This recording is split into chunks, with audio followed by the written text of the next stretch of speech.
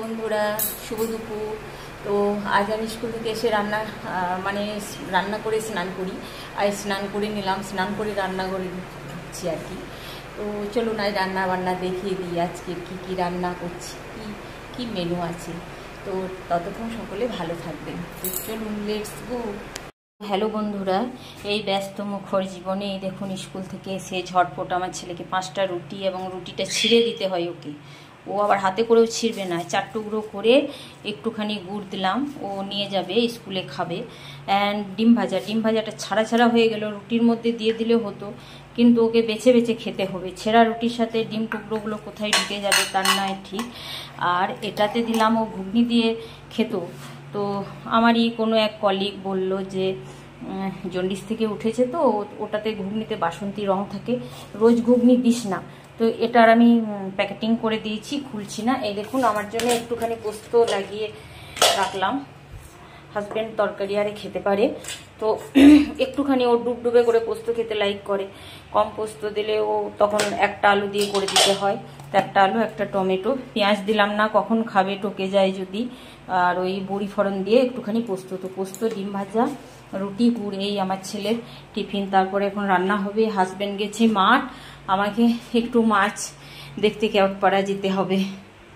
সকালে চা খেয়ে যেতে পাইনি, একটু চা দিয়ে যে মুড়ি খাবো, কিন্তু মুড়ি খেতে গেলে আমি হয়তো আর পছন্দ মতো মাছটা পাবো না। তো আগে আমি মাছটা নিয়ে আসবো, তারপরে আমি এসে একদম চায়ে মুড়িতে জলে পান্না করব। দিয়েছি ছেলেকে স্কুল পাঠিয়ে, ভাতটা আমি নামিয়েছি, আর কুমড়ো আলু সবজি আমি চাপিয়েছি, আর 4টা ডিমের আমি ঝোল করব দিনের এতে আমাদের কর্তা গিন্নির জন্য। এবার আপনারা বলবেন 4টা ডিম কোথায়? 3টে ডিম ওখানে, একটা ডিম ফেটে গেছিলো, এটা অমলেট করব, কেউ ওই ঝোলেই ফেলে দেব। তাহলে এবারে আপনারা বলবেন ম্যাডাম আপনারা তো 3 জন মানুষ, দিনের এতে 6টা ডিম লাগে, তো 4টা কী করে হবে?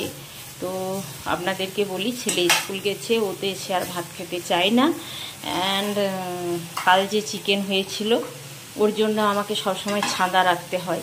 তো 4 পিস চিকেন ওর জন্য আছে, যেহেতু ভাত খাবে না ফ্রিজেই রাখ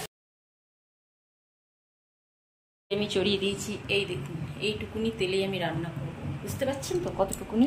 তো ডিমগুলো ভেজেছি, এটাও যে ডুবো তেলে ভেজেছি তাও নয়, 2টো অমলেট করেছি, হালকা তেলেই করেছি।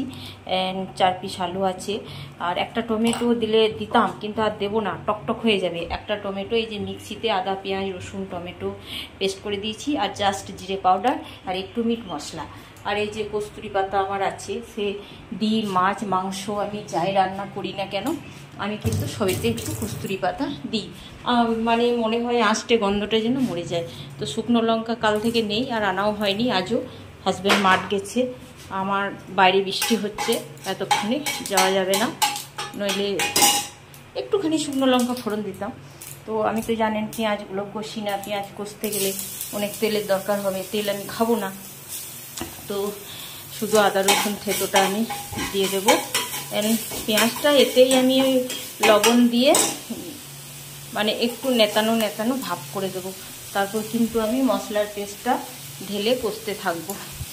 আলুগুলো না একটু তেলে খড়াতে ভুলে গেছি। তো সেদ্ধ আলু সবজির সাথে যেহেতু সেদ্ধ হয়েছে না, কুমড়োর সবজির সাথে সেদ্ধ হয়েছে, আলুটার রং এমনি লাল লাল আছে। তো একটু ওই পেঁয়াজগুলো কষছিলাম, তখন আলুটা দিলে খেতে ভালো লাগে। তো মশলা আমার প্রায় কষা হয়ে এসেছে, আলুগুলো আমি এক্ষুনি দিলাম, কোনো উপায় নেই। আর ডাল যেহেতু আছে সেহেতু আমি কিন্তু খুব ঝোল করবো না, কর্তা গিন্নির জন্য করছি, একটু গা মাখা হবে ডিমগুলো।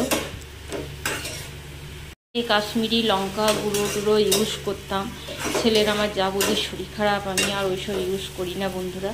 ওই একটু আধটু হলুদ না দিলে নয়, সেই দিই। আর এই টমেটো পেস্টে যা আমার কালার আসে।